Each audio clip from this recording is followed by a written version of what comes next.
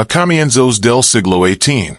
La región de Najd atravesaba uno de los periodos más caóticos y peligrosos de su historia. Situada en el corazón de la península arábiga, era una tierra donde no existía ninguna autoridad central capaz de mantener la paz o imponer la justicia. En lugar de un gobierno unificado, Najd estaba dividida en decenas de tribus pequeñas, cada una regida por sus propias normas y costumbres.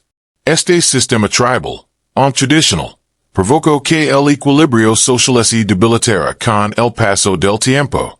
Las disputas por el agua, los pastos y las rutas de viaje eran constantes, y cualquier pequeño conflicto podía transformarse en una guerra entre tribus.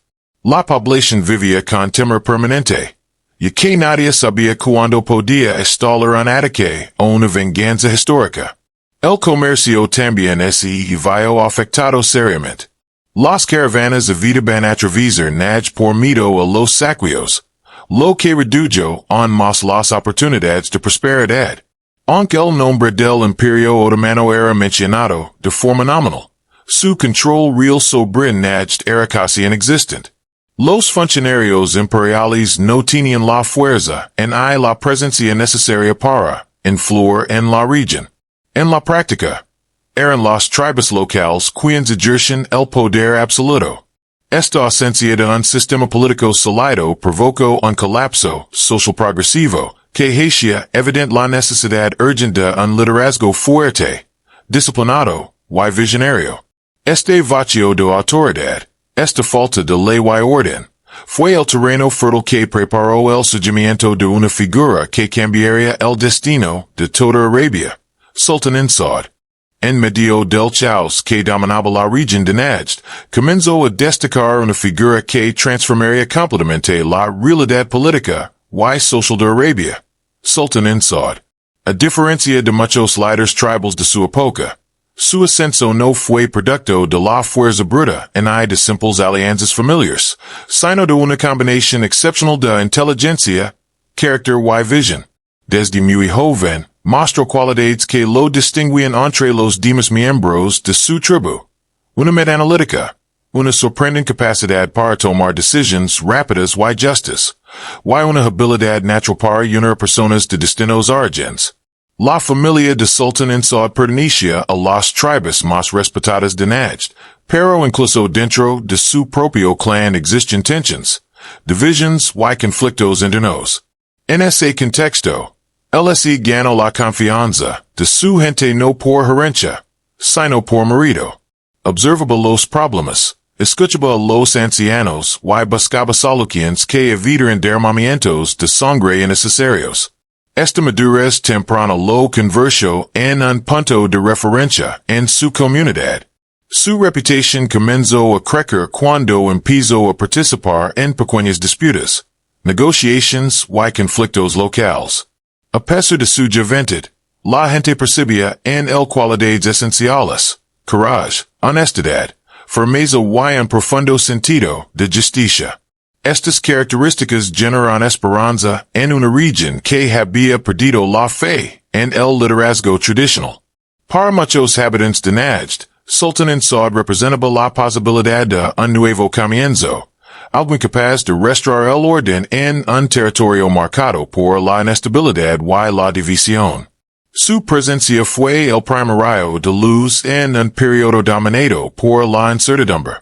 El liderazgo de Sultán Ibn Saud no surgió de un día para otro. Fue el resultado de un proceso gradual en el que cada experiencia fortaleció su carácter y consolidó su autoridad. Durante su juventud, comenzó a involucrarse activamente en los asuntos internos de su tribu. Resolvía disputas, mediaba en conflictos familiares y dirigía pequeñas expediciones para proteger los territorios de su clan. Estas primeras responsabilidades fueron su verdadero campo de entrenamiento, donde aprendió a entender las dinámicas tribales, las alianzas cambiantes y la importancia de la justicia en una sociedad carente de leyes estables. A medida que enfrentaba estas situaciones, su reputación se expandía más allá de su familia. Las personas de otras tribus reconocen que Sultan Ibn Saud no actuaba por impulso, sino que evaluaba cuidadosamente cada decisión, teniendo en cuenta tanto la ley islámica como las costumbres tribales. Esta mezcla de sabiduría tradicional y principios religiosos le dio una credibilidad única en una región donde la mayoría de los líderes actuaban según intereses personales. Su capacidad para controlar emociones en momentos críticos, su paciencia frente a provocaciones y su habilidad para escuchar a todas las partes lo distinguieron aún más. Estos rasgos lo proyectaron como un líder confiable y equilibrado, alguien que podía traer estabilidad en tiempos de caos. Poco a poco, la gente comenzó a verlo no solo como un dirigente de su tribu, sino como una figura capaz de unir las fragmentadas tierras de Najd. Este crecimiento paulatino de autoridad marcó el inicio de una nueva era, en la que Sultan Ibn Saud se convirtió en la esperanza de unificar y transformar toda la región árabe central. El año 1744 marcó un punto de la inflexión decisivo en la historia de Arabia. Pues fue entonces cuando se formó una alianza que transformaría por completo el destino de Najd y del mundo árabe. Se trató del pacto entre Sultan Ibn Saud, líder político y militar en ascenso, y Muhammad ibn Abd al-Wahhab, un influyente erudito islámico comprometido con la reforma religiosa. Aunque ambos provenían de contextos diferentes, compartían un objetivo esencial: reconstruir una sociedad unida y guiada por principios claros. Muhammad ibn Abd al-Wahhab había dedicado su vida a combatir las prácticas que, según él, se habían desviado del verdadero monoteísmo islámico. Señalaba la propagación de supersticiones, la idolatría y la veneración excesiva de santuarios como señales de decadencia espiritual. Su mensaje tenía impacto, pero carecía de poder militar y de un sistema político que respaldara su misión. Por otro lado, Sultan Ibn Saud poseía los recursos que al erudito le faltaban: fuerza militar, apoyo tribal y una visión política capaz de llevar a cabo grandes transformaciones, aunque también necesitaba legitimidad religiosa para consolidar un proyecto duradero. La alianza entre ambos fue estratégica y profundamente complementaria, estableciendo un reparto de responsabilidades claro. Ibn Abd al-Wahhab dirigiría la reforma religiosa y la predicación. Sultan Ibn Saud se encargaría del gobierno, la administración y las campañas militares. Este pacto no solo fortaleció a Najd, sino que dio inicio a un movimiento político-religioso que pronto se expandiría por toda Arabia. Con esta alianza, comenzó a gestarse el sistema que, décadas más tarde, conduciría a la formación del futuro Reino de Arabia Saudita. Tras la alianza de 1744, comenzó a tomar forma un movimiento que transformaría profundamente la identidad religiosa y social de Arabia, el movimiento de reforma islámica. Este movimiento no surgió únicamente como una respuesta política, sino como un esfuerzo profundamente espiritual y social destinado a corregir prácticas que, según los reformistas, se habían alejado de los principios fundamentales del Islam. En muchas regiones de Arabia, se habían difundido costumbres que incluyen la veneración excesiva de tumbas y santuarios, la práctica de la magia, supersticiones arraigadas y la permanencia de tradiciones preislámicas. Para los reformistas, esto representaba una desviación peligrosa del monoteísmo puro. Muhammad ibn Abd al-Wahhab alzó su voz con firmeza, llamando a la población a regresar al Corán, la Sunna y al verdadero tawhid. Su mensaje era claro: abandonar innovaciones religiosas, eliminar creencias distorsionadas, y revivir los valores esenciales de la fe. Sin embargo, su predicación necesitaba protección y estructura para sobrevivir en un entorno tribal tan inestable.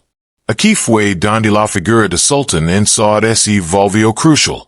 Él integró la reforma religiosa dentro de su proyecto político, proporcionando al movimiento el respaldo militar, administrativo y organizativo que nunca antes había tenido. Bajo su liderazgo, las enseñanzas reformistas dejaron de ser solo palabras para convertirse en un sistema que guiaba leyes, decisions y la vida pública. Gracias a esta unión entre religión y política, Najd experimentó por primera vez un sentido real de dirección, identidad y unidad. Este movimiento sentó las bases ideológicas que sostendrían el futuro Estado Saudi durante generaciones.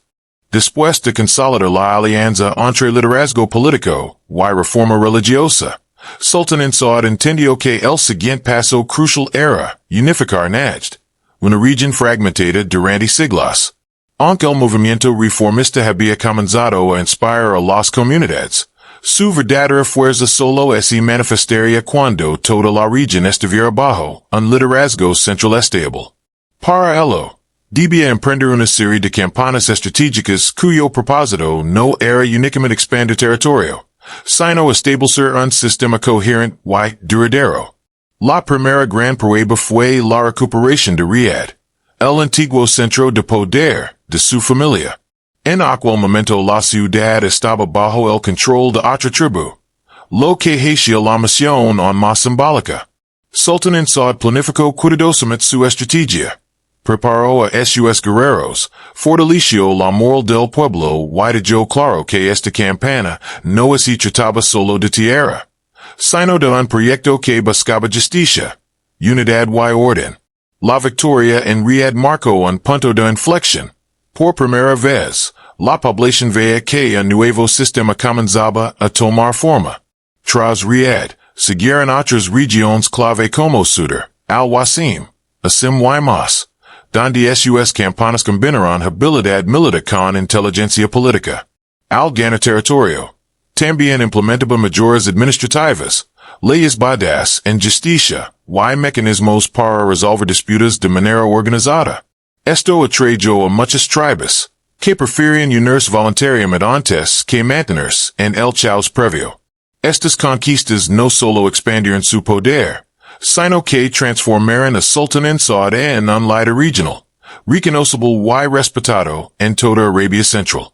La unificación de Najd marcó el verdadero nacimiento de una potencia que pronto sería imposible de ignorar. A medida que el movimiento liderado por Sultan Ibn Saud se fortalecía en Najd, su influencia comenzó a extenderse más allá de las fronteras regionales.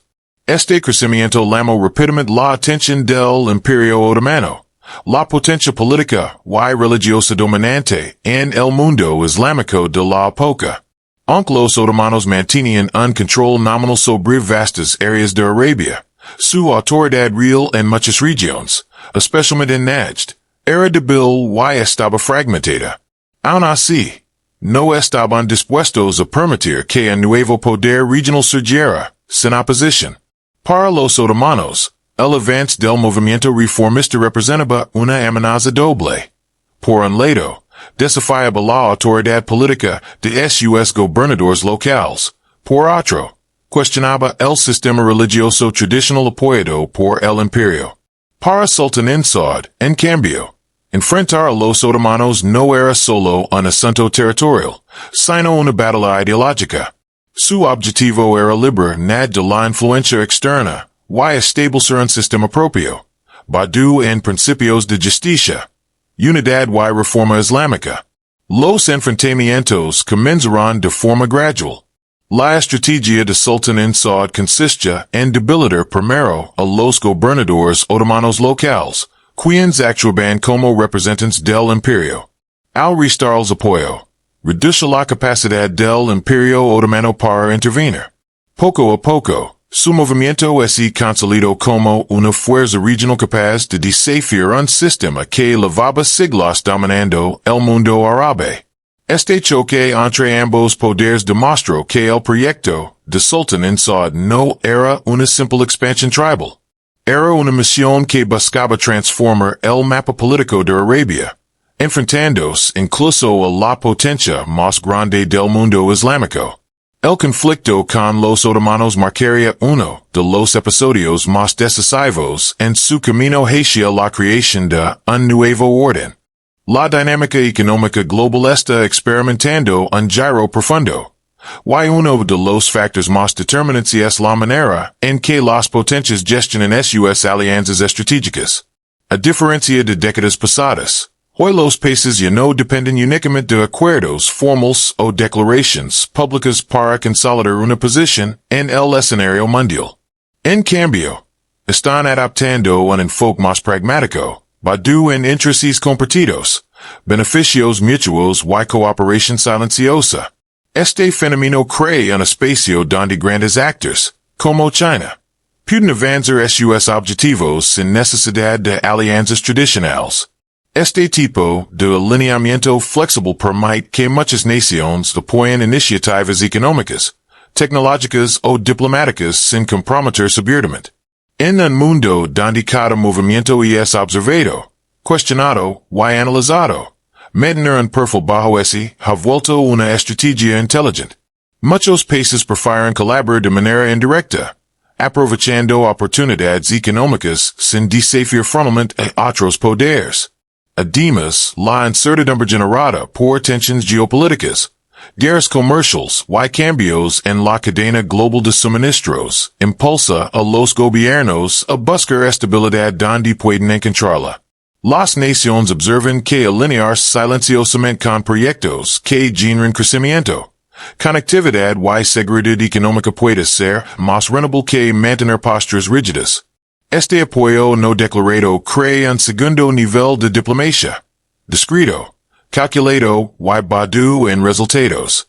Y es precisamente en este terreno donde China ha encontrado un espacio para expandir su influencia, acumulando respaldo, sin que muchos países tengan que hacer compromisos visibles que pueden poner en riesgo sus relaciones con otras potencias.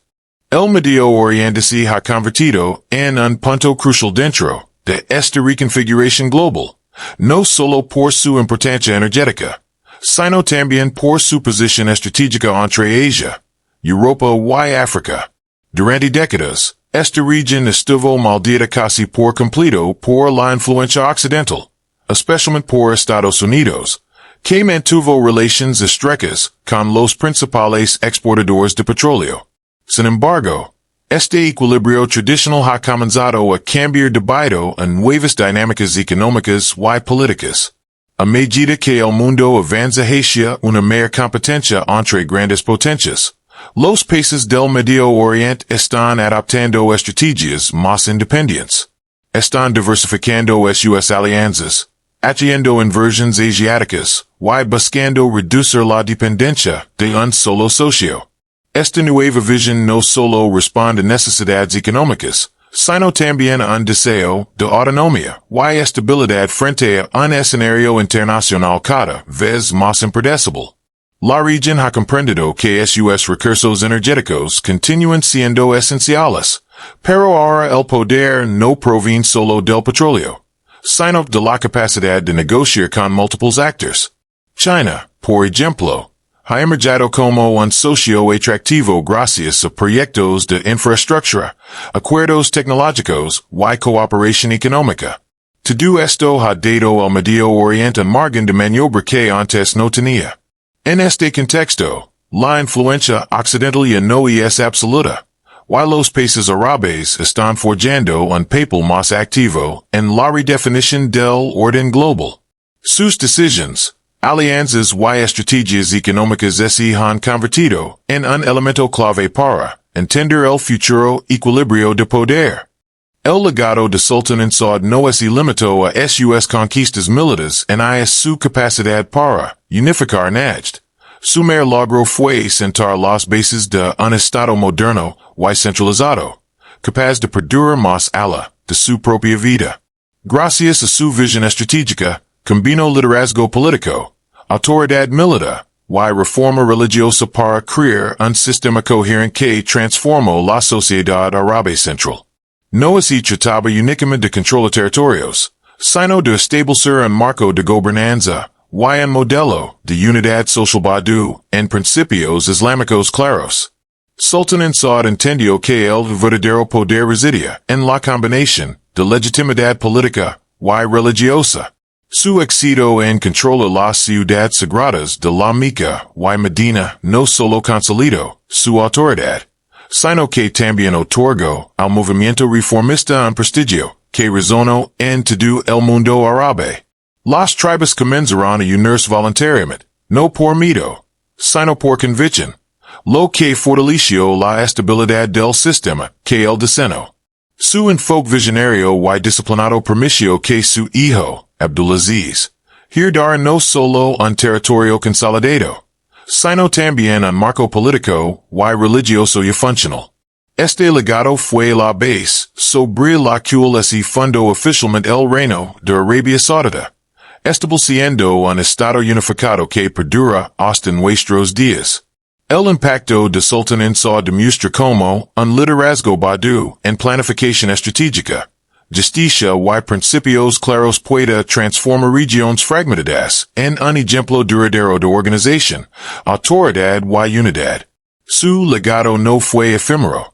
Su visión sentó las reglas y la estructura que definieron la Arabia moderna.